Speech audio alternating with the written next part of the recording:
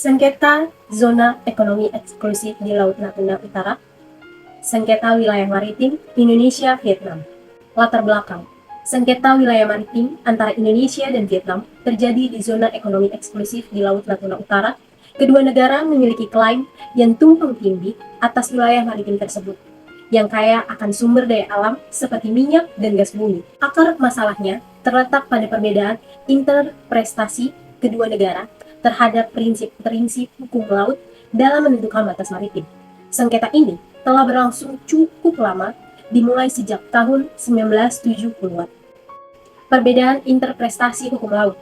Indonesia menggunakan prinsip garis pangkal lurus berdasarkan Konvensi Hukum Laut Perserikatan Bangsa-Bangsa UNCLOS tahun 1982, sedangkan Vietnam menggunakan metode garis median. Ketidakjelasan status pulau-pulau kecil. Ada beberapa pulau kecil di wilayah yang disengketakan, dan kedua negara memiliki klaim atas pulau-pulau tersebut. Persaingan ekonomi. Kedua negara ingin memanfaatkan sumber daya alam di wilayah maritim tersebut.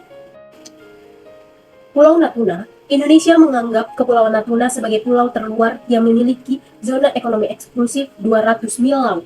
Vietnam, di sisi lain, tidak mengakui status Natuna sebagai pulau terluar dan mengklaim sebagai zona ekonomi eksklusif di sekitar kepulauan tersebut.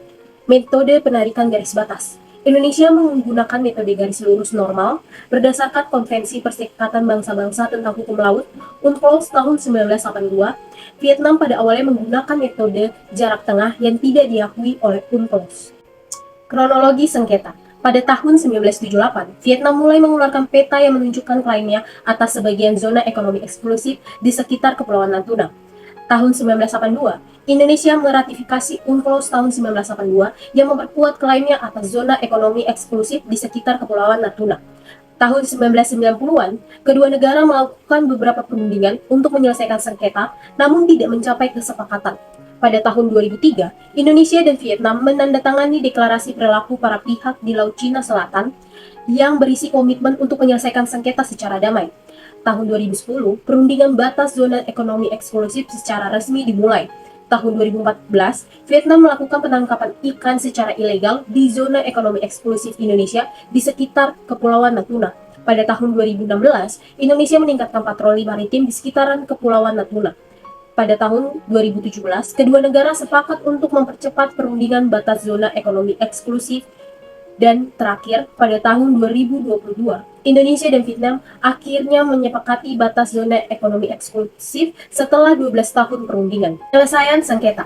Upaya penyelesaian sengketa wilayah maritim antara Indonesia dan Vietnam dilakukan melalui beberapa cara, yaitu: pertama, perundingan bilateral. Kedua negara secara konsisten melakukan perundingan bilateral untuk mencapai kesepakatan mengenai batas zona ekonomi eksklusif. Yang kedua, mekanisme regional Indonesia dan Vietnam juga memanfaatkan mekanisme regional seperti ASEAN Regional Forum dan EAS untuk membahas sengketa maritim di Laut Cina Selatan secara kolektif. Yang ketiga adalah UNCLOS tahun 1982. Kedua negara telah meratifikasi UNCLOS 1982 yang menjadi kerangka hukum internasional untuk menyelesaikan sengketa maritim. Pada tanggal 22 Desember 2022, Indonesia dan Vietnam akhirnya menandatangani Perjanjian Penetapan Batas Zona Ekonomi Eksklusif setelah 12 tahun perundingan. Perjanjian ini merupakan langkah penting dalam menyelesaikan sengketa maritim antara kedua negara secara damai dan berdasarkan hukum internasional. Isi perjanjian menetapkan batas zona ekonomi eksklusif di Laut Natuna Utara antara Indonesia dan Vietnam. Kedua, membentuk mekanisme untuk menyelesaikan sengketa di masa depan. Dan yang terakhir, membuka peluang kerjasama di bidang maritim seperti penanggulangan IUU fishing dan penelitian kelautan. Dampak penyelesaian sengketa. Penyelesaian sengketa wilayah maritim antara Indonesia dan Vietnam memiliki beberapa dampak positif, antara lain: yang pertama, meningkatkan stabilitas dan keamanan di Laut Cina Selatan. Yang kedua, memperkuat hubungan bilateral antara Indonesia dan Vietnam. Ketiga, memberikan kepastian hukum bagi kegiatan ekonomi di zona ekonomi eksklusif kedua negara. Yang keempat, membuka peluang kerjasama di bidang maritim seperti perikanan dan energi. Kesimpulan yang dapat kita ambil ialah sengketa wilayah maritim antara Indonesia dan Vietnam telah berlangsung selama beberapa dekade. Penyelesaian sengketa melalui perundingan bilateral dan mekanisme regional menunjukkan komitmen kepada negara untuk menjaga stabilitas dan keamanan di Laut Cina Selatan. Penandatanganan Perjanjian Penetapan Batas Zona Ekonomi Eksklusif pada tahun 2022 merupakan tonggak sejarah penting dalam hubungan bilateral Indonesia dan Vietnam.